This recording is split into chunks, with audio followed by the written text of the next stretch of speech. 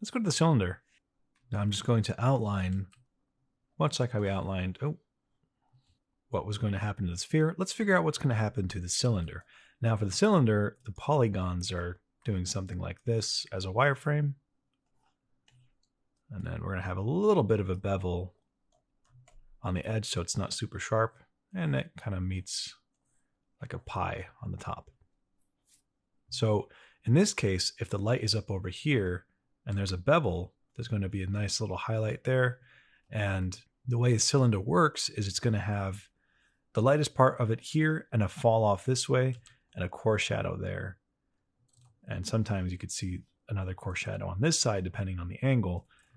And then over here is going to be not the brightest, but also not the darkest. Right. So just by doing that, it starts to already look 3D, but let's actually do it carefully. I'm going to keep it nice and stylized. Again, this is not a perspective drawing course.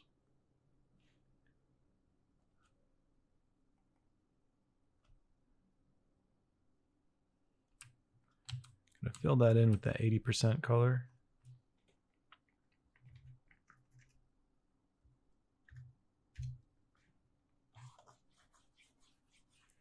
All right, going to lock the transparency. Select that. We're going to go halfway to black.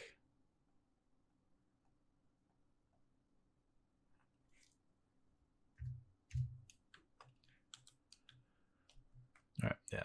Select halfway to black. Just lay in that value. And just by doing that, I'm not going to make the top that dark, but I'll change it in a moment. You zoom out and we recognize that as a cylindrical form as indicated by that core shadow.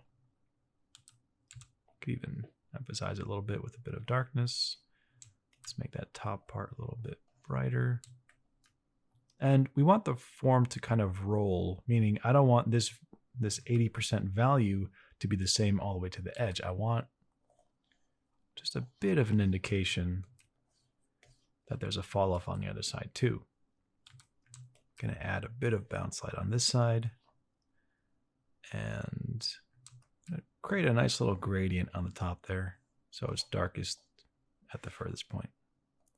All right, so now that we have that information, we can put a nice little highlight there. We're not painting it so that this is a sharp edge where the geometry would be like this. It's more that it's curved like that.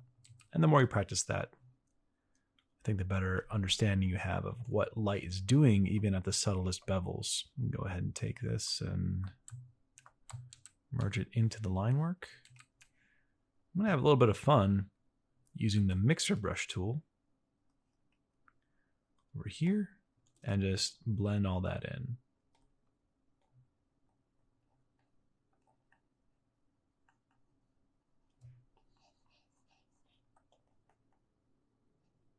Gonna leave that highlight alone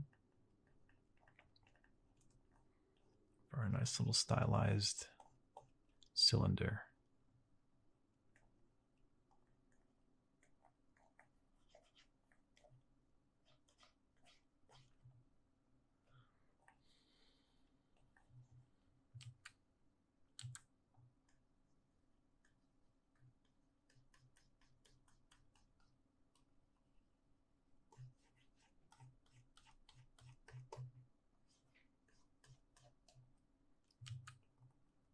Cool. Let's go ahead and change the value of the background so that we can really see this silhouetted against the darkness. Let's bring this back to our RGB hue cube. All right, that really pops out. Now, sort of a stylistic choice that I like to make is that if you have this highlight here, I want it to stand out. So I'm going to actually make the values around it a little bit darker, even if that is or is not the accurate thing that would be happening. So now when you zoom out, it'll pop out just a little bit more.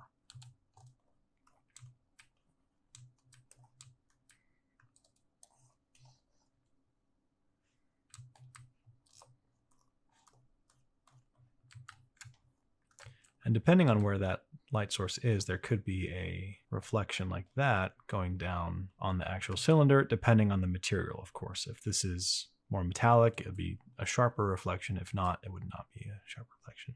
We could also imply that there's another light source over here on the right by just putting in a little highlight there like that. There's a lot you can do, but again, I just want to convey the very basics of what to look for rendering, these basic forms, and moving on.